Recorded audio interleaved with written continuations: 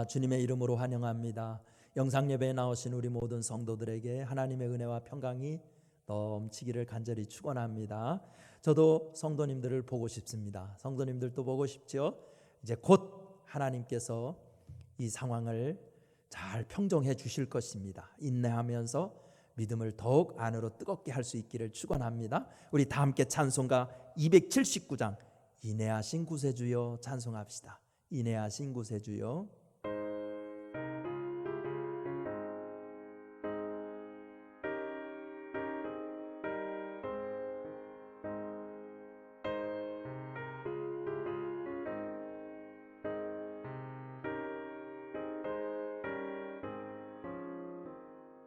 인내하신 구세주여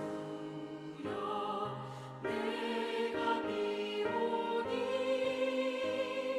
죄인오라 하실 때에 날 부르소서. 주여 주여 내가 비오니 죄인오라 하실 때에 날 부르소서.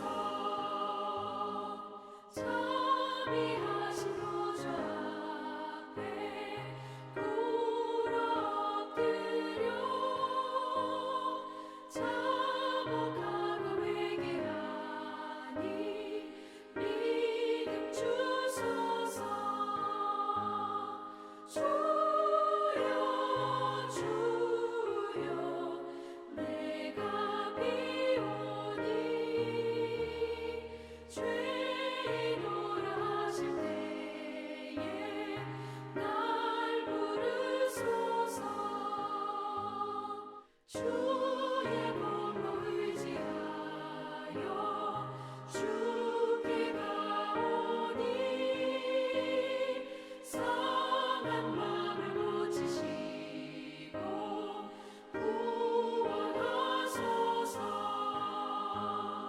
주여 주여 내가 비오니 죄인오라 하실 때에 날 부르소서. 만복한 우리 주여 위로하소서. 우리 주와 같으시니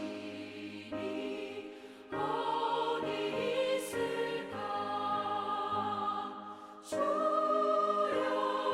주여 내가 비오니 죄인오라 하실 때에 날 부르소서.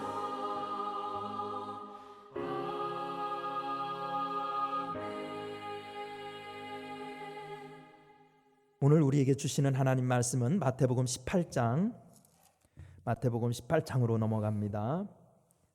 21절에서부터 35절까지 있는 말씀. 오늘은 본문이 좀 길죠? 함께 교독하겠습니다. 제가 한 절, 우리 성도님들이 한 절 받아서 읽어주세요. 그때 베드로가 나와 이르되 주여 형제가 내게 죄를 범하면 몇 번이나 용서하여 주리이까 7번까지 하오리이까.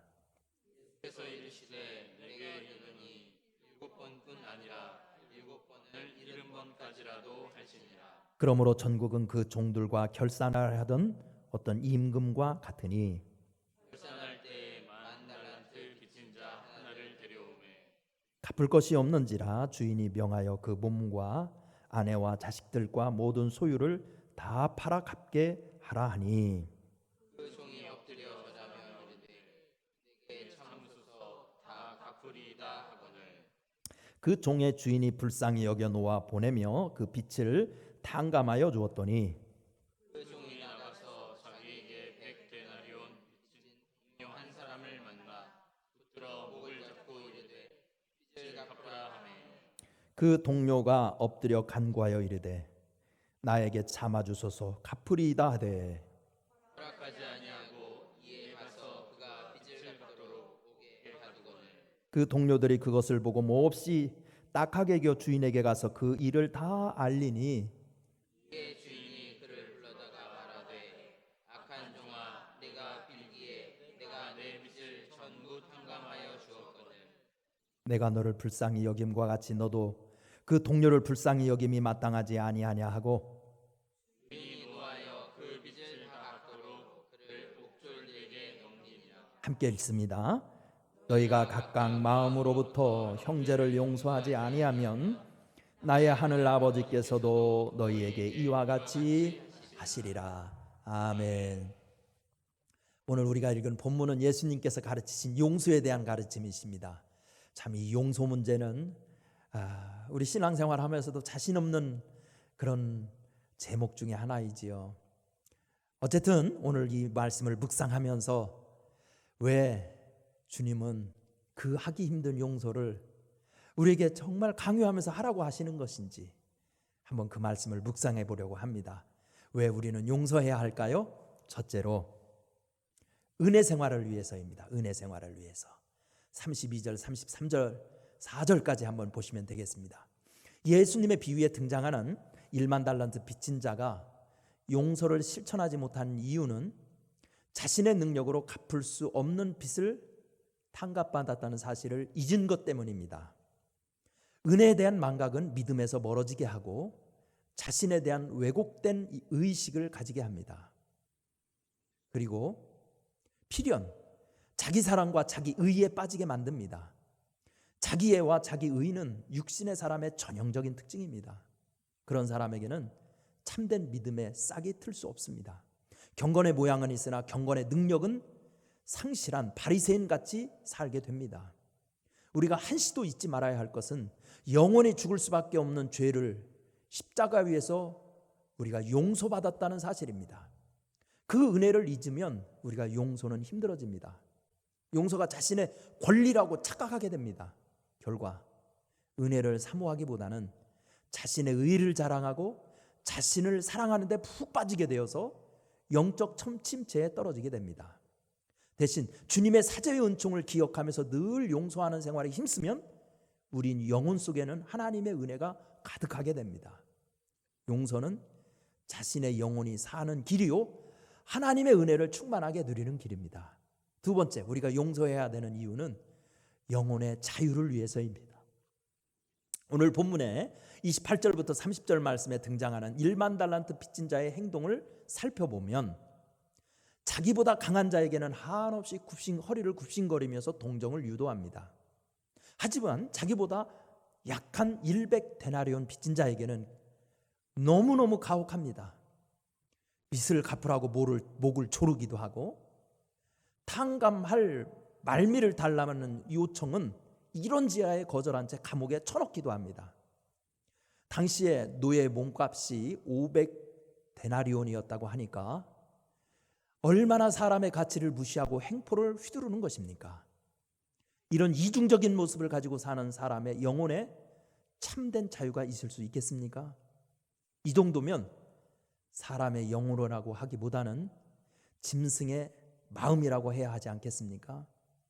최근 용서라는 책을 쓴 스탠퍼드 대학의 프레드 러스킨 박사의 주장에 의하면 가슴 속에서는 분노가 치밀어 오르거나 사람들을 만나면 불평만 늘어놓게 되거나 인간관계가 소원해지거나 짜증은 더해가고 원망과 실망으로 인해서 우라는 극도로 치닫게 된다면 대부분 그 원인은 용서하지 않았기 때문이라고 했습니다.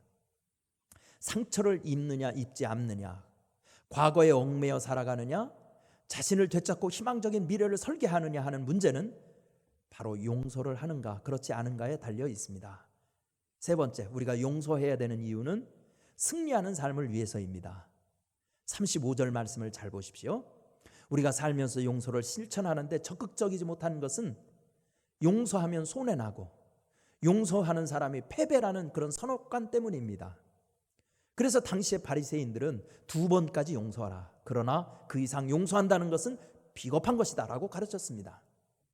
세상의 처세는 대부분 그렇게 가르칩니다. 그래서 임진왜란의 원흉이었던 도요토미 히데요시는 예수님이 원수를 사랑하라는 그 말씀이 병사들을 유약하게 한다고 해서 기독교를 배척했다고 합니다. 이렇게 용서의 가치는 무시되고 있습니다. 그러나 조금만 더 멀리 내다보시기 바랍니다. 인류 역사에 참된 승리를 가져다 주고 평화를 안겨다 준 것은 용서를 실천할 때였습니다. 용서란 짓밟힘을 당한 제비꽃이 그 구두에 풍겨주는 향기다 라는 말이 있습니다. 서양 속담에도 선을 악으로 갚는 것은 악마의 일이요, 악을 악으로 갚는 것은 사람의 일이요, 악을 선으로 갚는 것은 하나님의 일이다 라는 말이 있습니다. 용서는 가장 큰 용기이며 하나님께서 보장하시는 가장 완벽한 승리의 길입니다. 그렇기에 우리 사회에 무엇보다 우선해야 할 가치는 용서의 실천입니다. 정말 갈등이 극을 이루고 있는 이 대한민국에서 우리 기독교인들이 앞장서서 그 용서의 능력을 증거할 수 있기를 간절히 기도합니다. 기도하겠습니다. 은혜로우신 하나님, 오늘 사순절을 맞아서 예수님을 닮으려고 경건의 훈련에 힘쓰고 새벽 기도를 영상으로 드리고 있습니다. 하나님, 사순절 묵상을 통해서 내 속에 내가 살아있는 모습은 십자가에 못 박게 하시고 예수님을 닮아가게 도와주옵소서. 우리도 용서를 실천함으로 말미암아 내가 살고 영이 살고 믿음이 살고 승리하는 생활을 할 수 있게 하시며 진정 예수님을 닮아가는 참된 그리스도인의 길에 서게 하여 주옵소서. 용서하지 못해서 마음속에 번민이 많은 성도들 용서할 용기와 능력을 허락하여 주옵소서. 예수님의 이름으로 간절히 기도합니다. 아멘. 우리 다 함께 찬송가 250장 구주의 십자가 보혈로 예수 십자가 보혈 묵상하면서 찬송해야 우리 용서할 수 있는 힘이 생깁니다. 250장 구주의 십자가 보혈로입니다.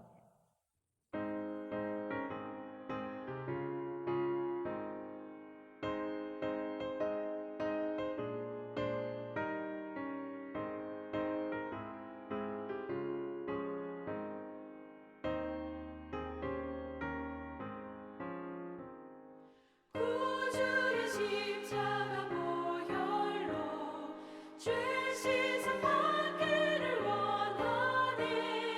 내 죄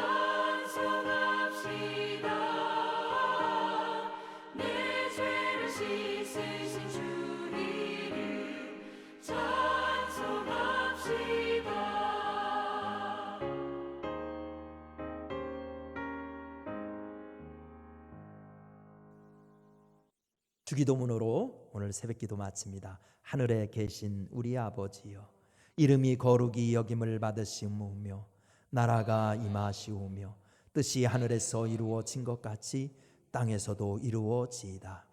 오늘 우리에게 일용할 양식을 주시옵고 우리가 우리에게 죄 지은 자를 사하여 준 것 같이 우리 죄를 사하여 주시옵고 우리를 시험에 들게 하지 마시옵고 다만 악에서 구하시옵소서. 나라와 권세와 영광이 아버지께 영원히 있사옵나이다. 아멘.